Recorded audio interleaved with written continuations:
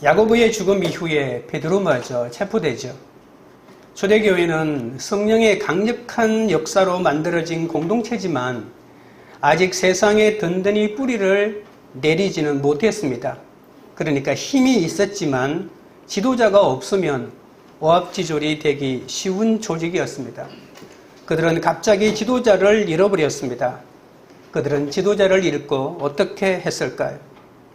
헤롯은 온 사방에서 유대인들이 예루살렘으로 몰려들 무교절을 앞두고 혹시 있을지도 모를 유대인들의 봉기를 방지하기 위해서 유대인들의 환심을 살 어떤 조치가 필요했던 것이죠. 그래서 그 첫 번째 일환으로 야고보 사도를 참수형으로 죽인 것입니다.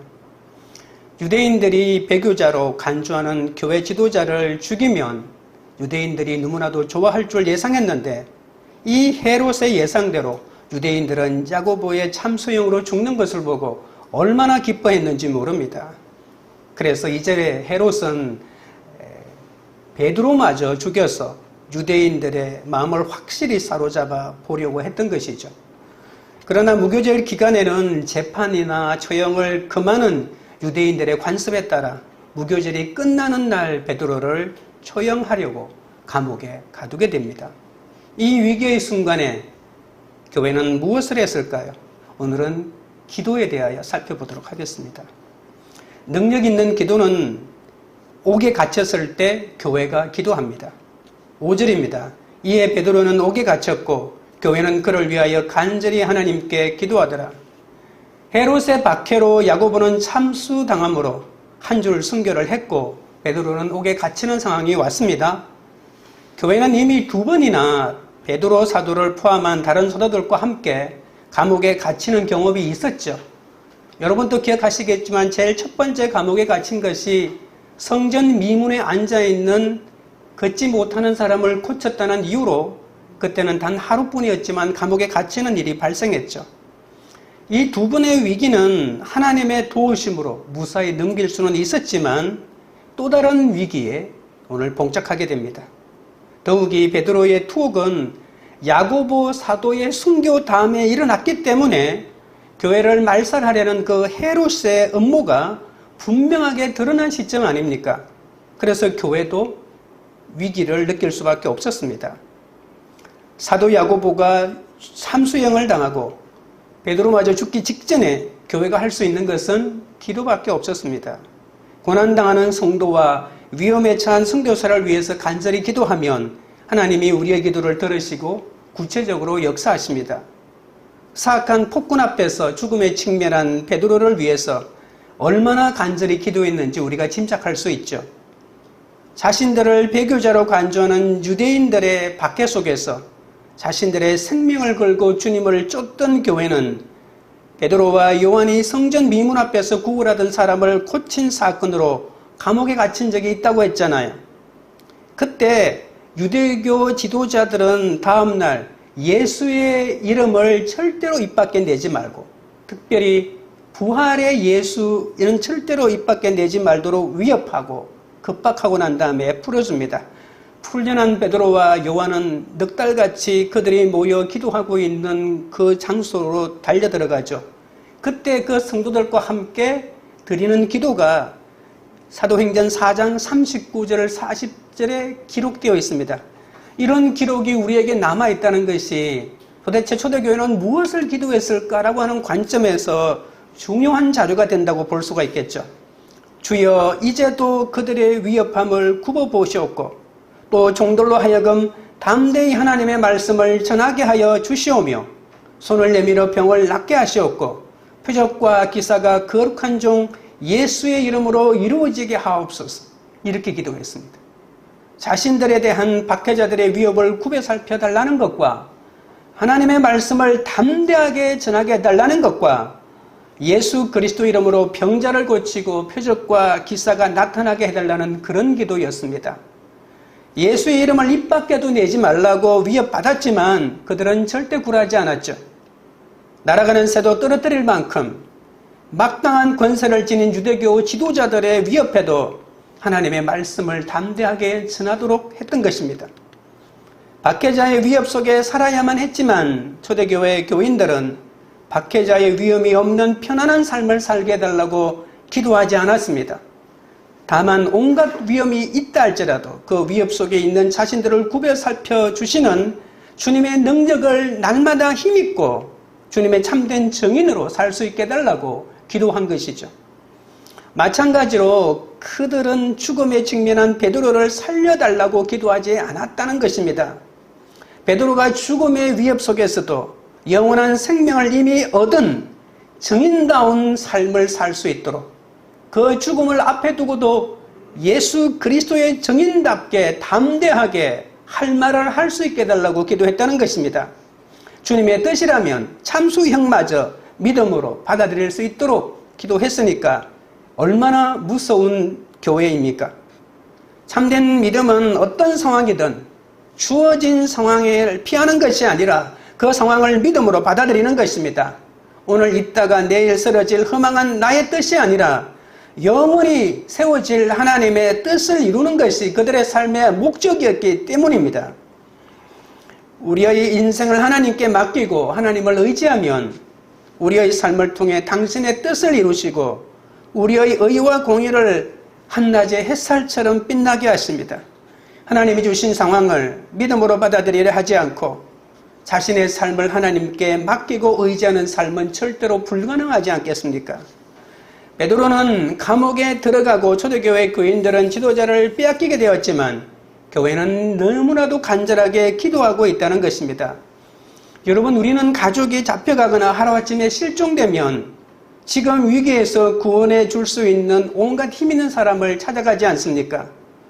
그러나 성경은 어려운 일을 만나면 의논이나 회의를 한 것이 아닙니다. 세미나를 열지도 않았고 권력층을 찾아가지도 않았고 문제를 해결할 세상 방법을 찾으려고 먼저 나서지 않았다는 것입니다. 베드로를 철벽 같은 옥에 가두어둔 헤롯의 폭력에 교회가 대처할 수 있었던 유일한 방법은 하나님께 그것도 간절히 기도하는 것밖에는 아무것도 없었습니다. 기도밖에 할 것 없는 것이 정말 행복한 것인데 우리는 이 사실을 모를 때가 너무 많은 것 같습니다. 여러분, 단순히 헤롯의 폭력에 대항하는 것이 아니라 교회를 말살하려고 하는 보이지 않는 강력한 영적 세력에 지금 대항하는 것인데, 그렇게 말하면 영적 전투잖아요. 옥에 갇힌 사건이 예수의 환난이 되면 간절히 기도하고 응답될 수가 있는 것입니다. 그래서 우리가 당하는 것이 예수의 환난이 되도록만 하면 이 사건은 반드시 승리할 수밖에 없는 것이죠. 예수의 환난이 되고 안 되고는 우리가 어떻게 기도하는가에 달려 있다는 것입니다. 똑같은 고난을 통해서 늘 세상의 방법으로 해결하려고 하면 고난을 겪지만 그것이 예수의 환난이 되지 못하기 때문에 부활을 경험하지 못하게 되는 것이죠. 우리는 그 사건이 예수의 환난이 되는 순간 설령 십자가의 죽음의 고통이 따른다 할지라도 예수의 부활을 경험하기 때문에 진정한 승리를 우리가 가져올 수 있는 것이죠. 진정한 승리는 다음에 똑같은 사건이 왔을 때 또 똑같이 승리한다는 것입니다. 여행으로 나가면 어쩌다 한번 해결하고 승리할 수 있겠지만 그 다음번은 장담할 수 없고 그 문제가 해결했다고 해서 내 믿음이 성장하지 않는다는 것입니다. 사건을 통해서 내 믿음이 성장하는 것이 사건을 보내주신 하나님의 뜻인데 예수의 환난으로 받아들이면 내 신앙이 성장하고 나도 살고 다른 사람의 문제도 해결해 줄 수 있는 제자의 능력과 고난이 생기는데 문제 해결에 급급하면 절대로 나에게 능력이 생기지 않는다는 것입니다. 사람들은 급하게 쉽게 세상 방법을 찾습니다. 그러나 교회는 간절히 기도부터 했죠. 사람은 다 고난과 위기가 있습니다. 인간의 힘으로 감당하기 어려운 일들이 날마다 다가옵니다. 그러나 사람부터 찾거나 자신의 지혜와 능력과 방법을 의존하지 말아야 합니다. 이런 위기와 고난의 핍박이 오면 하나님부터 찾아야 합니다. 중요한 것은 하나님부터 먼저 찾으라는 것입니다. 위기가 오면 우리는 하나님의 품속으로 뛰어들어가야 합니다. 왜냐하면 하나님이 우리의 피난처이기 때문입니다. 여러분 시편 150편 전체의 가장 중요한 테마가 뭔지 아십니까? 시편 2편에 나와 있는 하나님이 우리의 피난처가 된다는 것입니다. 그러면 하나님의 말씀이 우리의 피난처겠죠. 그래서 말씀을 묵상하는 것이 참된 승리를 얻는 중요한 방법이라고 하는 것이죠. 그러니까 하나님의 말씀을 묵상한다는 것과 하나님이 우리의 피난처라고 하는 것이 같은 말이라고 볼 수가 있습니다. 왜 주님이 우리의 피난처가 될 수 있습니까? 하나님의 품속에 달려들어가면 그곳에서 잠깐 피신하여 기도할 수 있기 때문입니다. 우리가 주님의 품 안에서 기도하지 못한다면 주님의 피난처가 될 수가 없겠죠. 어려움을 겪고 핍박을 당하고 누명을 쓸 때 하나님 품으로 피하면 안심할 수 있습니다. 베드로를 빼앗긴 초대교회 성도들은 오순절 마가의 다락방에 모여서 합심하여 기도했던 것처럼 지금 이 순간에 힘을 다하여 합심으로 기도하고 있습니다. 우리는 혼자 기도를 많이 하지만 합심해서 기도하지 않는 경향이 있습니다. 초대교회는 그러나 흩어져서 기도하지 않고 한 곳에 모여 기도했다는 것입니다. 성경 공부도 중요하고 다른 사역도 중요하지만 교회에서 가장 중요한 것은 기도입니다. 기도하지 않는데 성령의 역사가 일어날 리가 없고 기도하지 않는데 전도의 역사가 일어날 리가 없죠. 그래서 아무리 아름답고 좋은 사역들이 많아도 기도하지 않으면 아무 일도 일어나지 않습니다. 기도하면 역사가 일어나고 기도하면 영이 새로워지고 기도하면 귀신이 떨어져 나가고 기도하면 위기가 사라지는 것이죠. 내가 어떤 신앙인인가는 내가 어떤 기도를 드리느냐에 의해서 결정됩니다. 혹시 여기에 있는 분들 중에 기도를 잃어버리신 분이 계십니까? 교회에 와서 설교는 듣고 예배는 드려도 기도는 잘 안 되는 경우가 있습니다. 하나님을 믿는 것은 관념이나 습관이 되면 안 되는 것이죠. 하나님을 믿는다는 것은 머릿속에 항상 하나님이 계신 것이잖아요. 기도하지 않고 어떻게 하나님을 믿을 수가 있겠습니까? 나는 하나님을 믿는다고 하면서도 하나님에 대한 기도가 되지 않는다면 그건 하나님은 그냥 추상적인 존재로 받아들이는 것에 불과할 것입니다. 왜냐하면 기도는 그분과의 쉼없는 대화이기 때문에 그렇죠. 대화 없이 어떻게 하나님을 믿을 수가 있겠습니까?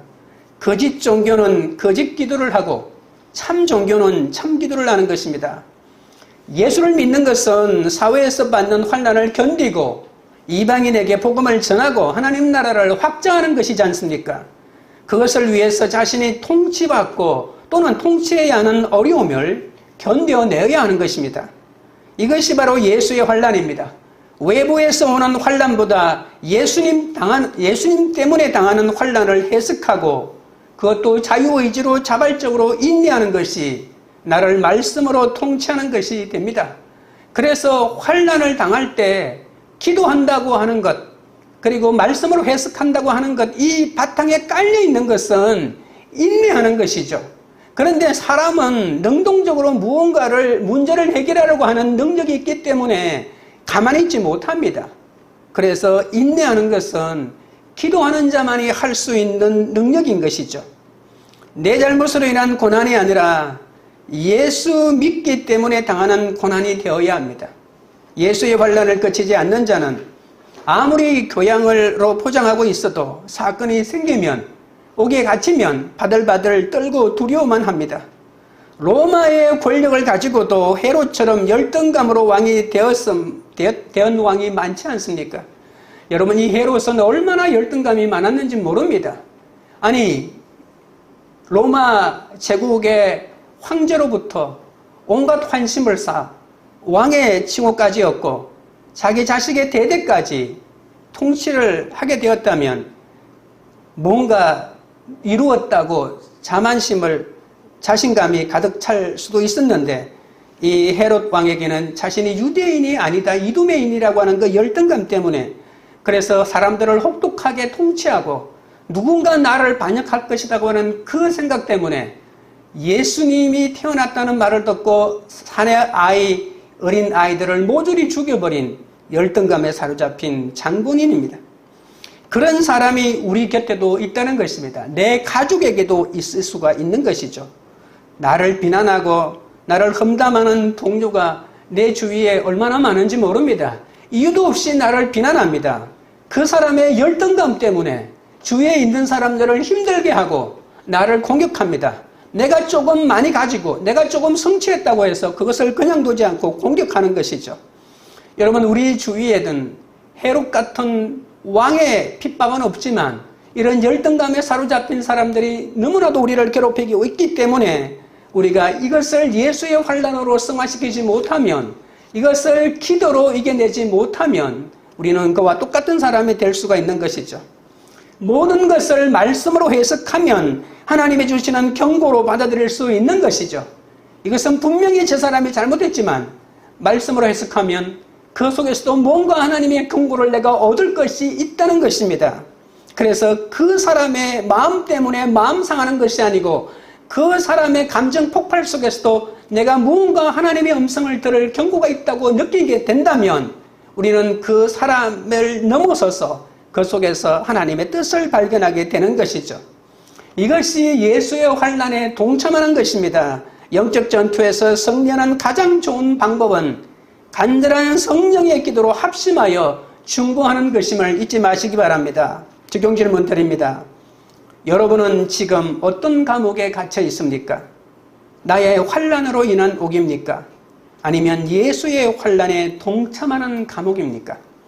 둘째는, 능력 있는 기도는 손을 쓸 수 없는 법함에도 평안을 누리는 기도입니다. 6절입니다. 헤롯이 잡아내려고 하는 그 전날 밤에 베드로가 두 군인 틈에서 두 쇠사슬에 매여 누워 자는데 파수꾼들이 문 밖에서 옥을 지키더니, 베드로는 7일 동안 계속되는 무교절이 끝나면 바로 그 다음날 헤롯에 의해서 참수형을 당하기로 결정된 사람입니다. 그런데 베드로는 사형집행 전날인데도 불구하고 드러누워 잠을 자고 있다는 것입니다. 헤롯은 베드로의 추종자들이 감옥을 부수고 들어올지도 모른다는 두려움에 쇠사슬로 베드로를 묶고 감방 안에서 베드로의 오른쪽 왼손을 자신들과 함께 쇠사슬에 묶고 있는 지키는 두 간수를 두고 또 문 밖에는 두 사람이 또 감시하게 하고 혹시라도 잠들까 6시간씩 교대하며 끊임없이 삼엄하게 감시하고 있는 것이죠. 4명씩 4조니까 16명이 끊임없이 교대하니까 6시간마다 교대했다고 볼 수가 있는 것이죠. 감옥에 있는 갇힌 베드로 한 사람을 지키기 위해서 16명이나 동원된 것입니다. 2명은 베드로가 갇힌 감방 밖에 파수를 쓰고 나머지 2사람은 베드로가 갇힌 감방 안에 있고, 여러분, 이 정도였다면 이 감방 바깥에, 감옥 바깥에 겹겹이 지키고 있지 않겠습니까? 베드로가 탈옥한다는 것은 거의 불가능한 사실입니다. 날이 밝으면 베드로는 참수형을 당해야 합니다. 깨어나자마자 죽여야 하니까 조금이라도 내가 숨쉬고 살아있다는 것을 느끼기 위해서 자는 시간이 얼마나 아까울까요? 그래서 내일 죽는 사람이 오늘 잔다는 것은 있을 수가 없습니다. 잠에서 깨어나면 죽어야 하니까요. 조금이라도 살아있음을 느끼기 위해서 절대로 자지 않으려고 발부동을 치는 것이 정상 아닐까요? 시간이 흘러갈수록 입이 바짝바짝 타들어가고 불안과 두려움으로 몸소리치지 않을 수 없는 절체절명의 순간입니다. 그런 상황에서 평정심을 유지하며 천하태평으로 잠을 잔다는 것은 불가능한 일입니다. 베드로는 두려움에 떨다가 자기도 모르게 잠시 졸거나 선잠을 잔 것이 아니라는 것입니다. 베드로가 얼마나 깊이 잠들었는지 다음 본문에 보면 천사가 와서 옆구리를 발로 쳐서 깨웠다는 것입니다. 원어의 뜻은 그냥 조금 이렇게 발을 갖다 댄 것이 아니라 무기를 치거나 세게 때리는 것을 의미하는 거죠. 그토록 세게 때려야만 일어날 수 있는, 그토록 깊이 잠들었다는 것입니다. 베드로가 감방 속에서 얼마나 깊이 잠들었던지 주님의 사자가 그의 옆구리를 세게 내리쳐야만 했던 것입니다.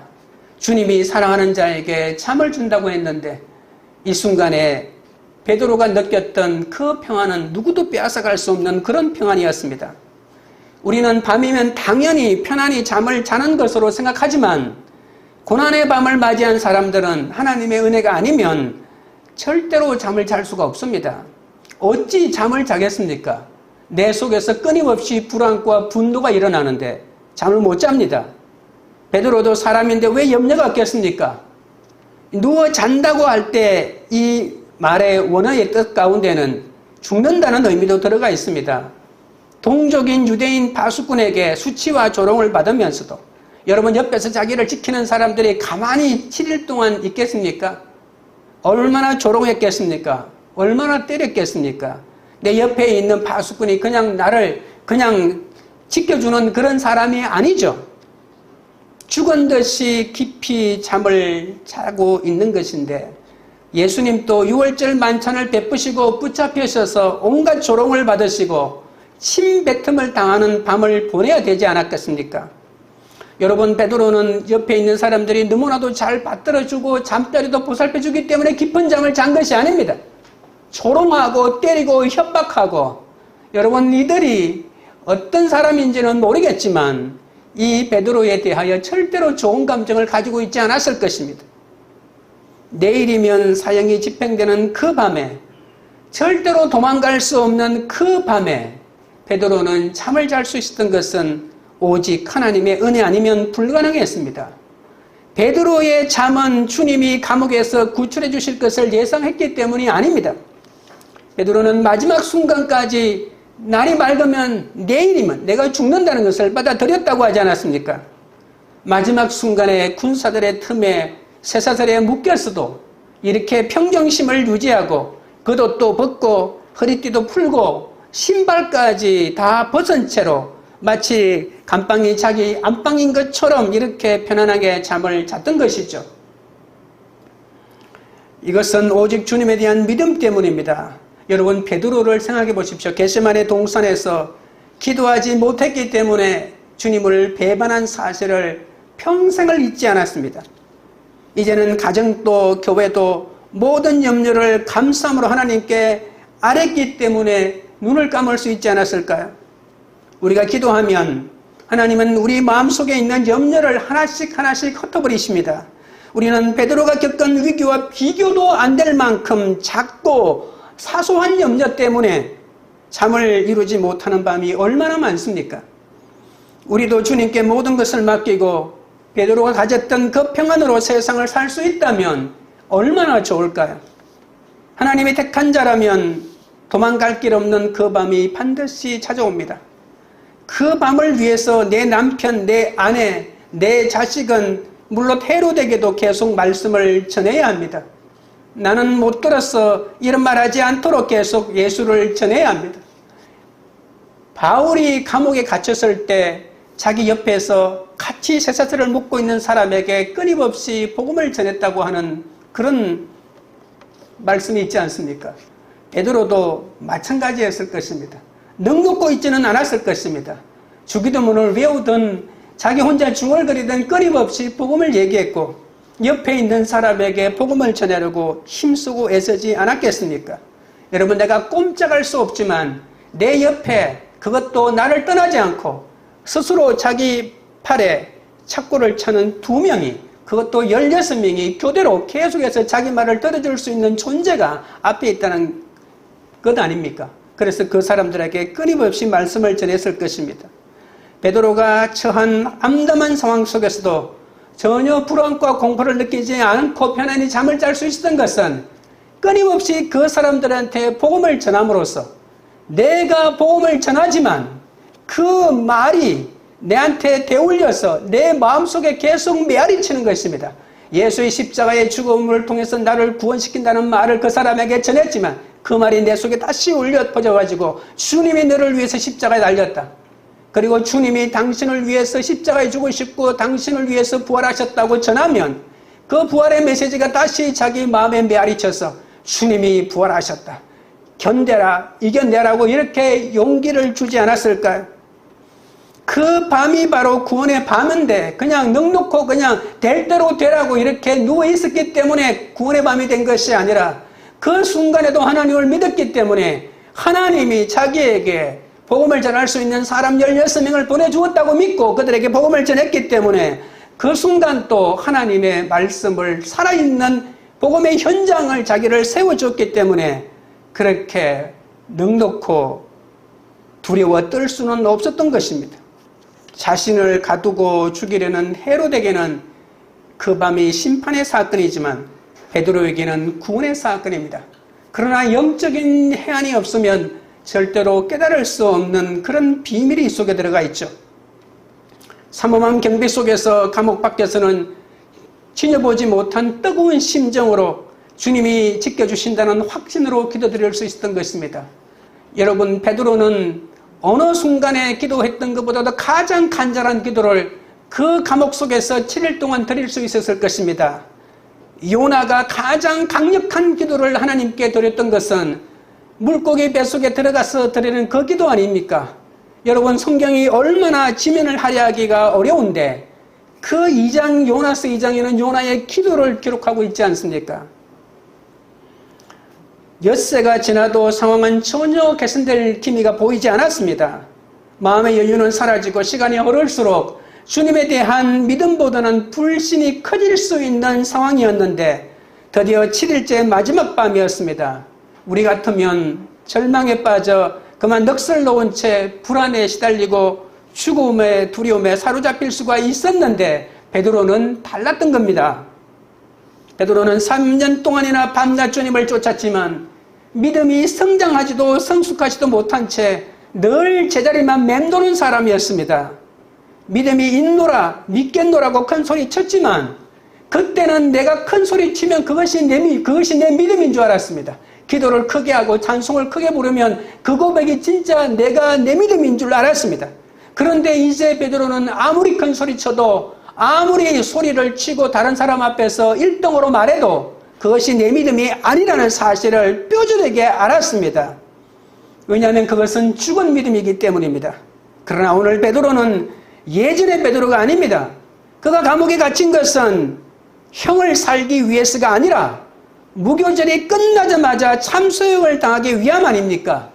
그러나 이 7일은 피를 말리는 고통의 순간이었지만 참소형을 당하는 마지막 순간까지도 그의 믿음은 흔들리지 않았고 예수님이 부활하고 난 다음에 하나님의 사역을 감당하면서 그의 마음속에서 새로운 믿음이 자라났는데 그 새로운 믿음은 바로 살아있는 믿음이었고 죽음의 고비 속에서 세상을 선택하지 않고 하나님을 선택하고 기도를 선택하고 믿음을 선택했던 그 결과가 이렇게 믿음의 그인으로 성장시키는 밑그룹이 되고 있는 것이죠.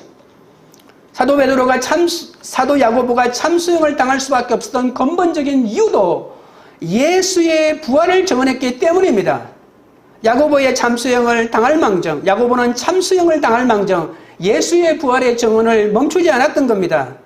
베드로가 2번 투옥되었던 이유도 예수님의 부활 때문이었고 이렇게 3번째 투옥되어 참수형을 기다리는 것도 예수님의 부활을 전했기 때문입니다.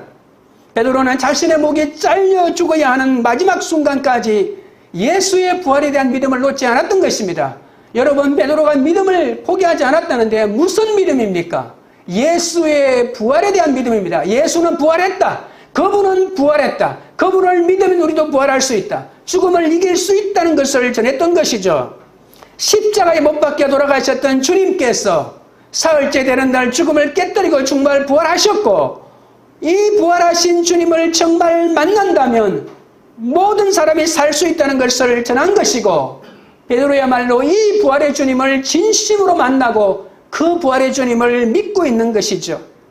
그 주님께서 언제 어디서나 베드로와 함께 하셨기 때문에 누구도 어떤 상황에도 베드로를 죽일 수가 없고 죽일 수 없는 것뿐만이 아니라 실제로 죽일 수 있다 할지라도 죽음의 공포 속에 몰아넣을 수는 없었던 것입니다.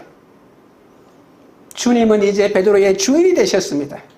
그 주님께서 베드로의 생명마저 주관하고 계십니다. 주님을 위해서 참수형을 당하는 것이 주님의 뜻이라면 베드로는 죽음을 깨뜨리고 부활하신 주님께서 참수형을 당하는 자신을 생명을 영원토록 지켜주실 것 또한 믿었기 때문에 어떤 일이 벌어져도 그는 담대할 수가 있었던 것이죠. 죽음을 깨뜨리신 주님께서 영원한 생명으로 우리의 삶을 책임져 주실 것을 믿습니까? 이 믿음의 지혜를 지닐 때까지 우리는 살아있는 믿음을 지닐 수가 있는 것입니다. 이 지혜를 가지고 있어야 우리는 살아있는 믿음을 지닐 수 있습니다. 십자가에 달려 죽으시고 부활하심으로 우리의 죄를 대속해 주신 주님께서 어떤 경우에도 우리에게 선한 결과를 주실 것을 믿어야 합니다.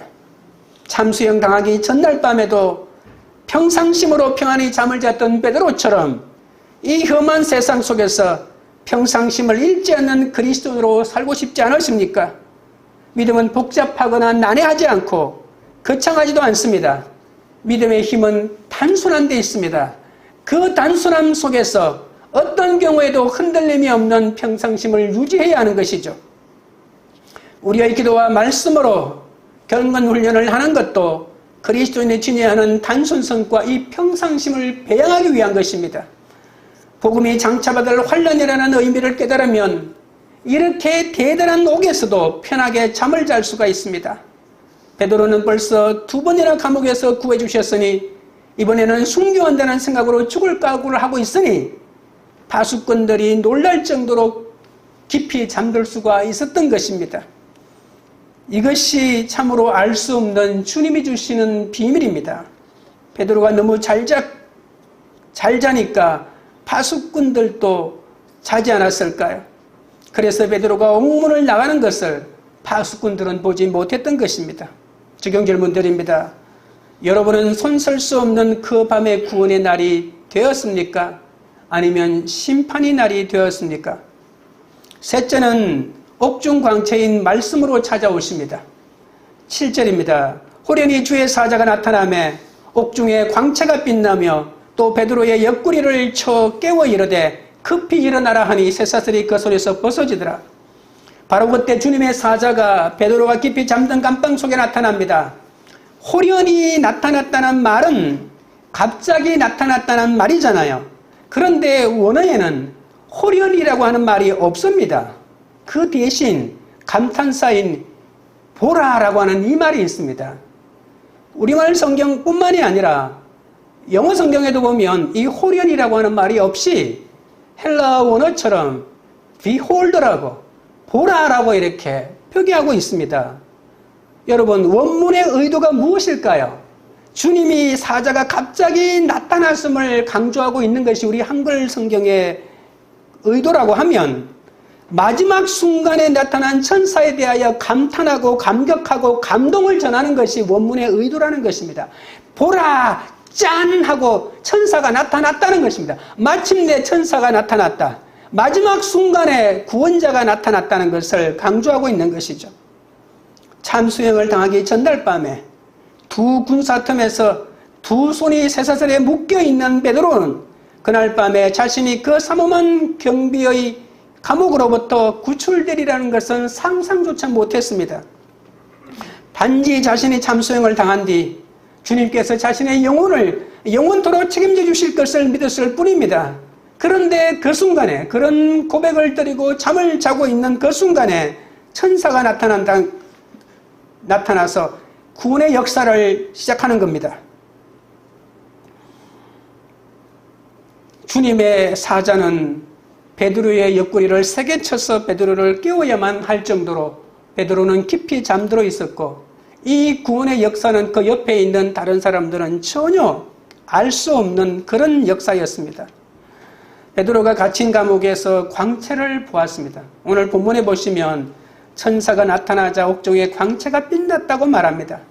주님의 사자가 빛으로 나타나서 빛이 감옥 속에 비추었는데 이 빛나는 광채는 물리적인 빛일 뿐만이 아니라 빛으로 오신 주님, 생명으로 오신 주님, 말씀으로 오신 주님을 뜻하는 것이죠. 주님은 빛이고 생명이고 말씀이기 때문에 바로 빛은 말씀이라고 볼 수가 있는 것이죠. 그 순간에 베드로에게 정광석화와 같은 말씀이 임했다고도 볼 수가 있는 것입니다. 주님의 광채가 빛났다는 것은 말씀이 들리기 시작했다는 것입니다. 주님께서 베드로가 갇힌 감옥에 빛으로 임하십니다. 주님의 빛이 감옥에 혼이 비추는 가운데 주님의 사자가 깊이 잠든 베드로를 깨우기 위해 베드로를 치고 동시에 양손에 묶여있던 쇠사슬이 벗겨졌습니다. 8절입니다. 천사가 이르되 띠를 띠고 신을 신으라 하거늘 베드로가 그대로 하니 천사가 또 이르되 겉옷을 입고 따라오라 한대 베드로가 참수형을 당하기 전날 밤에 드디어 구원의 역사가 시작되죠. 그 빛 속에서 주의 사자가 잠든 베드로를 깨웁니다. 그리고 주의 사자가 베드로에게 하는 말이 띠를 띠고 신을 신으라고 명령합니다.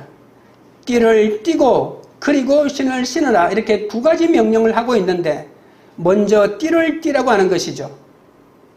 띠를 띠라고 하는 말은 단순히 온 매무씨를 바르게 하라는 게 아닙니다. 새로운 결의와 굳은 각오를 다지거나 나타내기 위함이죠.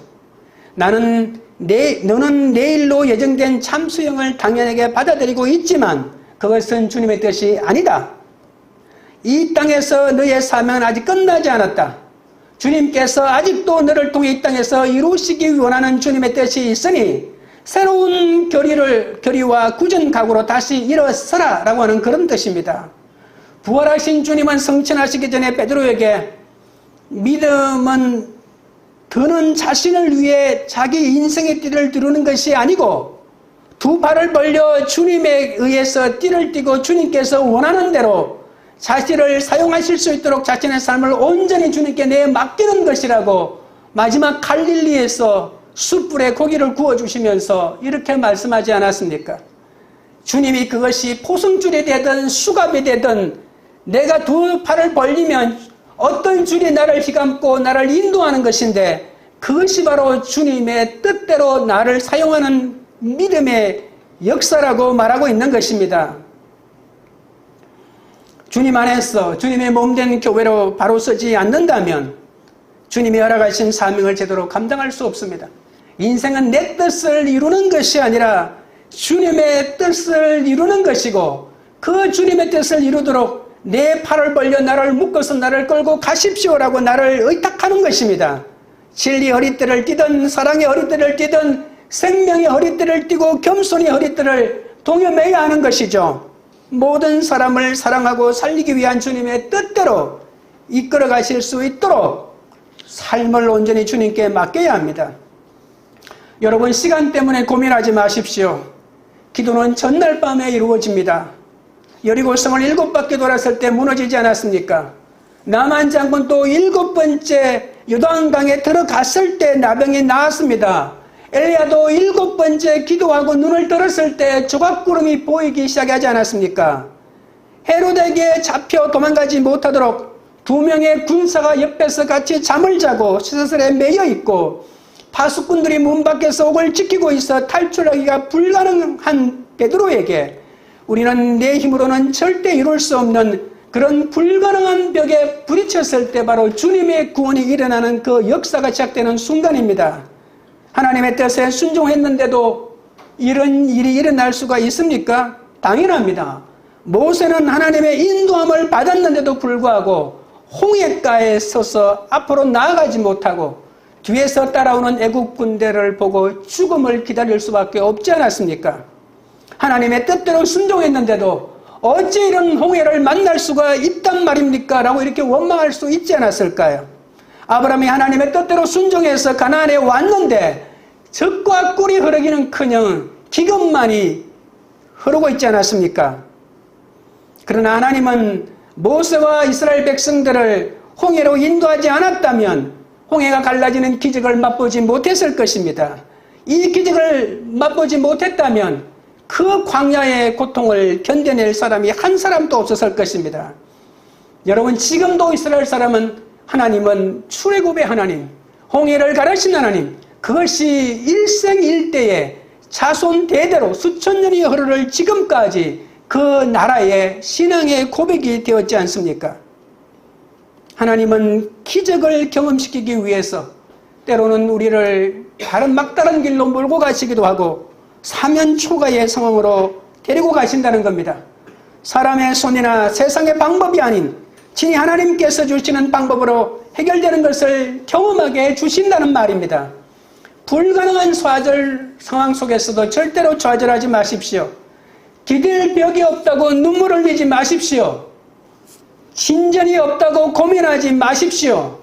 나의 계산에 맞지 않는다고 절망하지도 말고 포기하지도 마십시오. 시간 때문에 포기하지 말고 불가능한 상황 때문에 포기하지 마십시오. 급히 일어나라, 띠를 띠고 신을 신으라, 겉옷을 입고 따라오라는 이 세 가지 명령을 가만히 한번 생각해 보십시오. 진리로 허리띠를 띠고 평안의 복음에 준비한 것으로 신을 신고 겉옷을 입고 마귀의 괴계를 대지하라고, 그러기 위하여 하나님의 전신갑주를 입으라고 하는 에베소서 6장에 있는 말씀과 같지 않습니까? 명령하신 주님께 순종만 하면 빛으로 오시고 주님이 옥문을 다 열어주시는 것을 경험하실 수가 있습니다. 그 다음 어떻게 해야 되냐고요? 주님이 인도하시는 길로 따라가면 됩니다. 주님이 다 인도해 주시지만 신을 신고 따라가는, 최소한의 옷 매무새를 새롭게 하고 띠를 띠고 신을 신고 따라가는 이 수고는 우리 스스로 해야 되지 않겠습니까? 지금 질문 드립니다. 여러분은 하나님의 말씀과 공동체의 처방에 즉시 순종하십니까? 넷째는 저절로 옥문이 열리는 역사가 일어납니다. 9절 10절입니다. 베드로가 나와서 따라갈새 천사가 하는 것이 생시인 줄 알지 못하고 환상을 보는가 하니라. 이에 첫째와 둘째 파수를 지나 시내로 통한 쇠문이 이르니 문이 저절로 열리는지라. 나와서 한 거리를 지나며 천사가 곧 떠나더라. 베드로는 천사의 명령으로 띠를 띠고 신을 신고 겉옷을 입고 따라 나서면서도 이것이 현실임을 전혀 알지 못합니다. 감방 안에 2명, 감방 밖에 2명, 4명의 군사가 베드로 한 사람을 지키고 있었지만 베드로가 띠를 띠고 신을 신고 겉옷까지 입고 감방을 나가는 것도 알지 못했습니다. 베드로가 천사를 따라 첫째, 둘째 초소를 지날 때 철통 같은 감치를 하고 있었지만 그 누구도 왜 나가냐고 제지하지 않았습니다. 마침내 육중한 쇠문인 감옥 정문에 다다르자 정문마저 스스로 저절로 열리는 겁니다.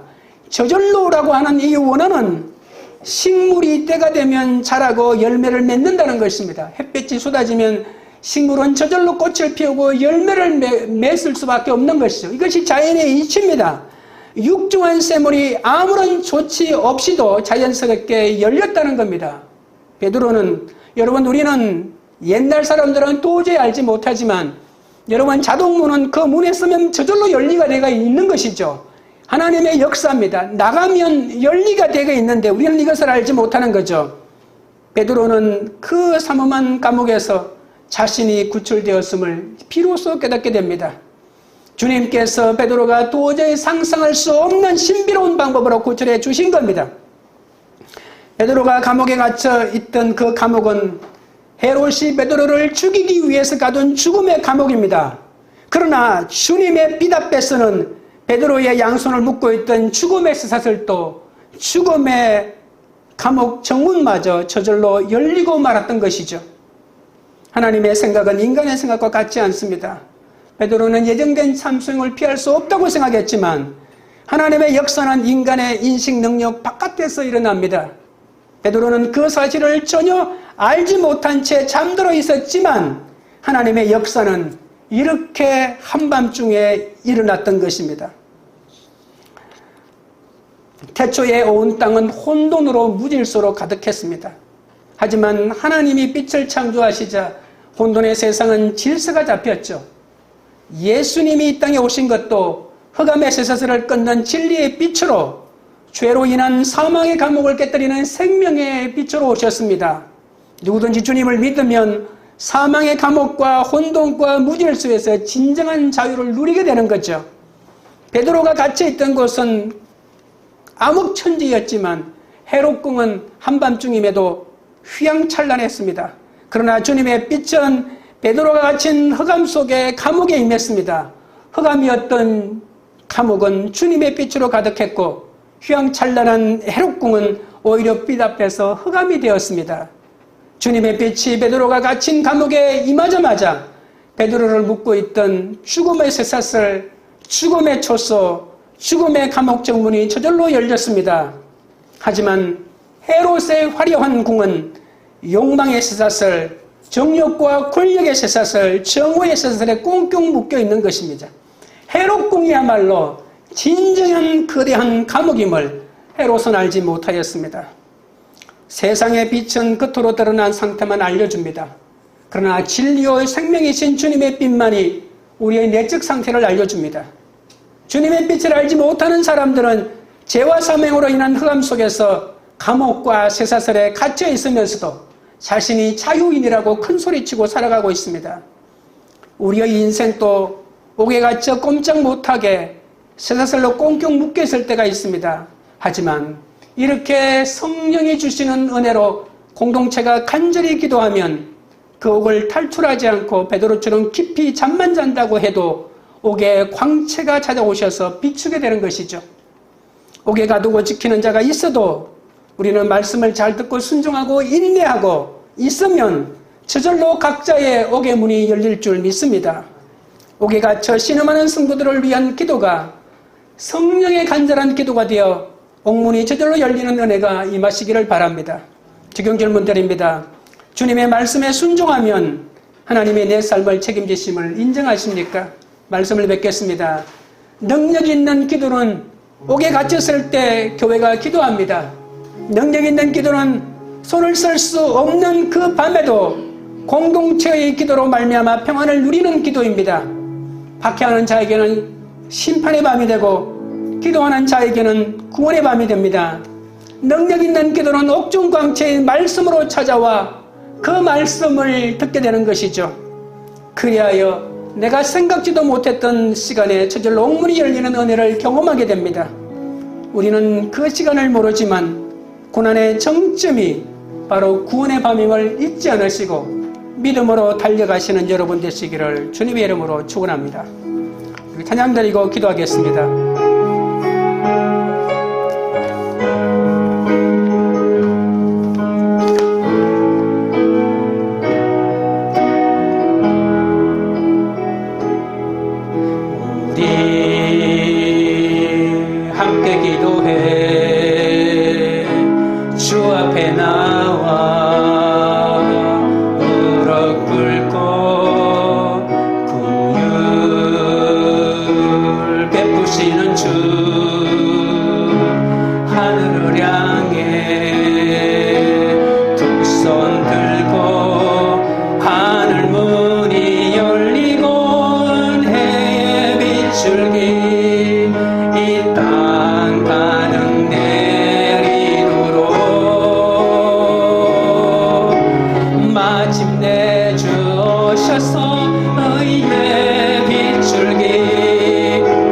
우리 위에 부으시도록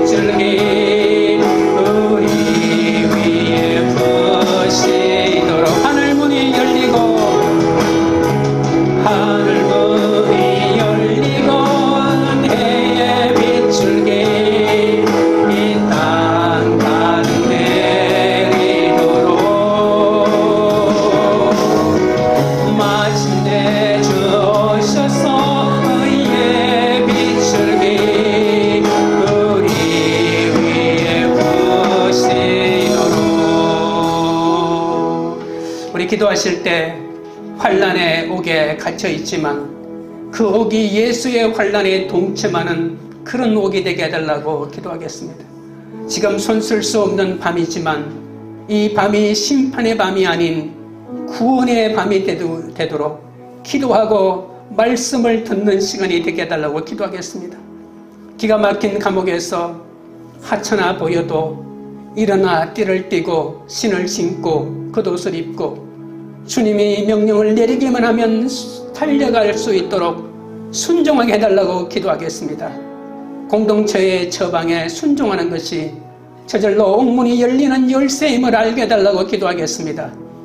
사건을 해결하기 위해 대단한 사람 찾아다니느라 주님이 주신 시간을 낭비하지 말고 말씀을 듣고 기도하는 오늘 밤이 구원의 밤이 되어 저절로 옥문이 열리는 기적을 경험하게 해달라고 주여 3번 부른 다음에 기도하며 주께 나아가겠습니다.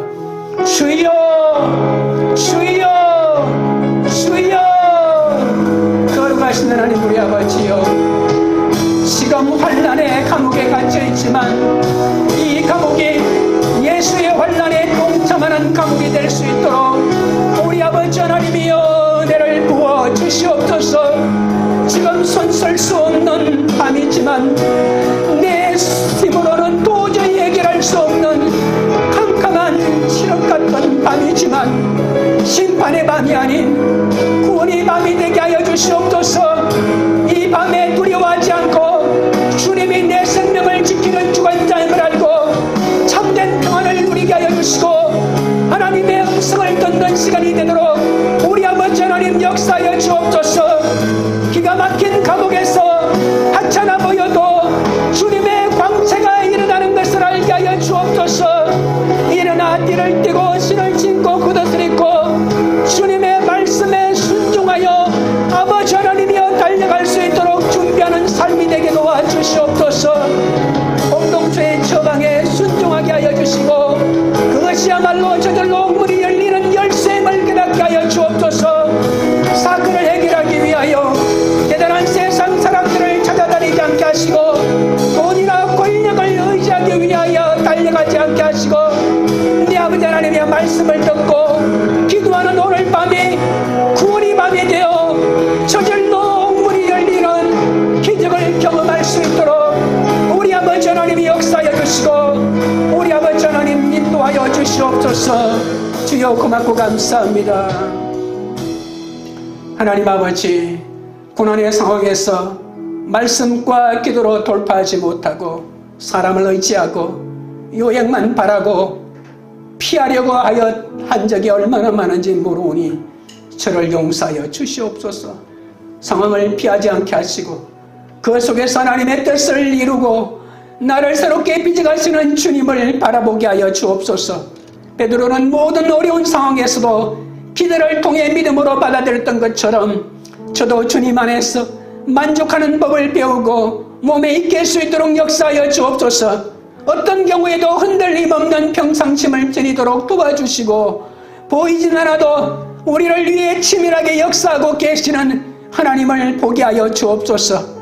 휘황찬란한 왕궁에서 천하를 호령하는 헤롯을 부러워하지 않게 하옵소서. 흑암 속에서 자기라는 감옥과 쇠사슬에 묶여 죽음의 삶을 살던 헤롯이 바로 나 자신임을 고백합니다. 욕망의 쇠사슬, 정욕의 쇠사슬, 쾌락의 쇠사슬, 정의의 쇠사슬, 분노의 쇠사슬, 이기심의 쇠사슬, 불안과 두려움의 쇠사슬, 권력의 쇠사슬, 돈의 쇠사슬, 이념의 쇠사슬에 묶여 있었사오니 주님의 생명의 빛 속에서 죄와 사망의 쇠사슬로부터 해방되는 은혜를 허락하여 주시옵소서. 오늘 여기에 모인 당신의 지체들이 어떤 위기와 어떤 역경에 있다고 해도 기도하게 하셔서 하나님의 응답을 누리게 하여 주옵소서. 우리의 고난이 지나가게 하시고 하나님의 승리를 맛보게 하옵소서. 형식적인 성도의 삶에 이제는 마침표를 찍고 진리를 앉는 참된 신자의 길로 가게 하옵소서. 광교우리들 교회가 성령의 간절한 기도로 예수의 환난을 거쳐 하나님의 섭리에 따라 순종하는 공동체가 되게 하옵소서. 각자 손쓸 수 없는 그 밤이 구원이 밤이 되어 옥중광채인 말씀으로 찾아와 옥문이 저절로 열리는 삶을 살게 하여 주옵소서. 주님을 향해 우리의 두 발을 벌립니다. 진리의 허리띠로, 사랑의 허리띠로, 생명의 허리띠로, 겸손의 허리띠로 우리를 깃띄워 예수의 증인의 사명을 감당하는 우리가 되도록 인도하여 주시옵소서. 예수 그리스도 이름으로 기도드리옵나이다. 아멘.